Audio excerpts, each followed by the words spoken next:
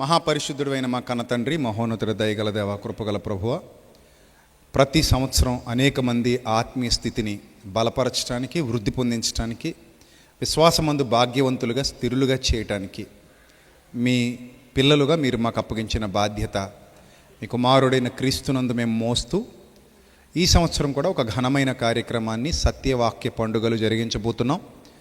ఈ 6 దినాల సత్యవాక్య పండుగలు, అక్షయ ఆహార వితరణ సదస్సు 9వ సదస్సును మీరు ఘనంగా, మా అందరికీ దీవెనకరంగా, మీ నామానికి మహిమకరంగా, అనేకుల జీవితాలకు ఆశీర్వాదకరంగా జరిగిస్తారని నమ్ముతున్నాను తండ్రి. ఈ సదస్సులో ఎవరైతే ప్రత్యక్షంగా పరోక్షంగా పాలిభాగస్తులు అవుతున్నారో ఆ బిడ్డలందరినీ దీవించండి, ఆశీర్వదించండి. పోస్టర్ విడుదల చేస్తున్నాం ప్రభువా. ప్రార్థించి ఈ పోస్టర్ ఎంతమందికి చేరువవుతుందో వారందరి హృదయాలను ప్రేరేపించి వారిని సభకు తోడుకొని రండి. అలాగే ప్రభువా, ఈ పోస్టర్ చూసి ప్రేరేపించబడినటువంటి పిల్లలు ఈ సభలలో పాలిభాగస్తులు కావడానికి సహాయం దయచేయండి. వారి హృదయాలను నిలబెట్టండి, ఆలోచింపచేయండి.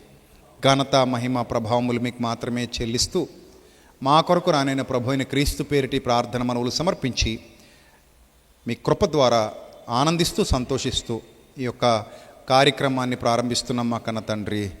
ఆమెన్.